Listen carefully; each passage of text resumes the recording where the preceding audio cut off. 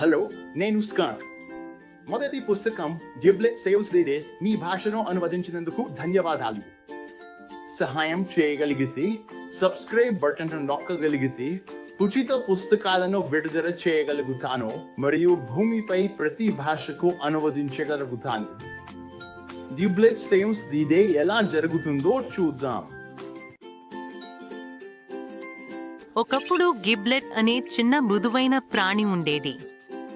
అతను కొంచెం నారింజ రంగులో ఉండేవాడు మరియు పెద్ద చెవులతో, రెండు చాలా పొడవైన పళ్ళతో మరియు అత్యంత విచిత్రంగా చాలా పొడవైన తోకతో ఉండేవాడు. అతని తోక ఎంత పొడవుగా ఉందో కొన్నిసార్లు గిబ్లెట్కు చోట్లకు వెళ్ళడం కష్టంగా ఉంటుంది. అతను గ్రాసరీ స్టోర్కు వెళ్ళినప్పుడు ఒకవైపు స్టోర్లో చీజ్ తీసుకుంటూ ఉండగానే అతని తోక ఇంకా మరోవైపు ఉత్పత్తుల విభాగంలో ఉంటుంది. తన తోకను తన దగ్గర ఉంచుకోవాలనుకున్నప్పుడు అతను దానిని చుట్టి తన తలపై ఉంచుకుంటాడు. తన తోక కారణంగా గిబ్లెట్ తన స్నేహితులతో ట్యాగ్ ఆడుతున్నప్పుడు వారిని అనుసరించలేడు. స్పష్టమైన కారణాల వల్ల గిబ్లెట్ దాగుడుమూతల ఆటలో ఉత్తముడు కాదు.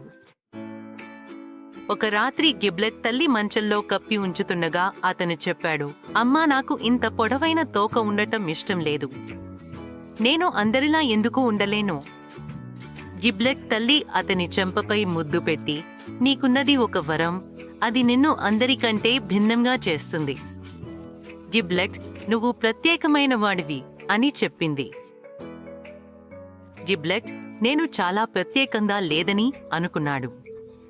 ఆ తర్వాత తోకను కదిలించి మంచం నుండి లేవకుండానే లైట్ ఆఫ్ చేశాడు. తరువాతి ఉదయం అతని స్నేహితులందరూ బిగో యొక్క బ్లఫ్ గిబ్లెట్ పట్టణంలో ఉన్న అత్యంత ఎత్తైన స్థలాన్ని చూడటానికి అడవిలోకి వెళ్లారు. గిబ్లెట్ స్నేహితులు అడవిలో పరిగెత్తుతుండగా అతను వారిని అనుసరిస్తూ చెట్ల మధ్యలోకి వెళ్లాడు.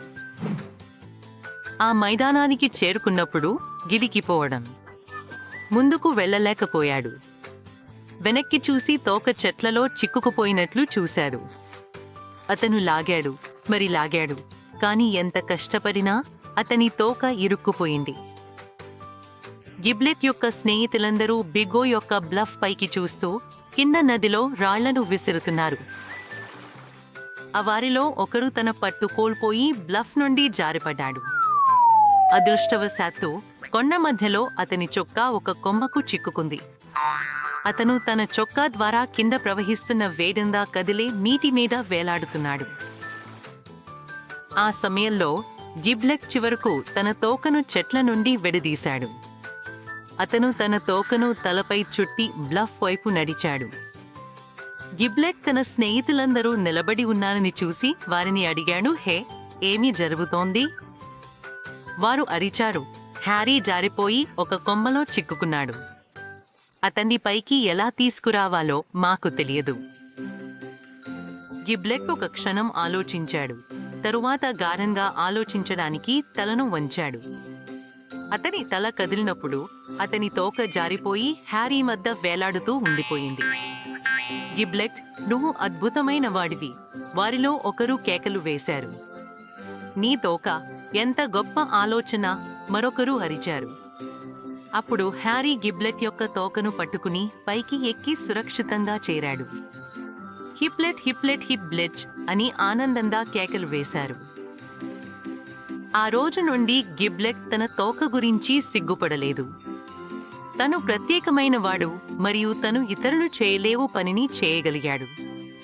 వారు గిబ్లెట్ యొక్క తోకను గొప్ప కొత్త మార్గాలను కూడా కనుగొన్నారు. ఉదాహరణకు జంప్ రోప్.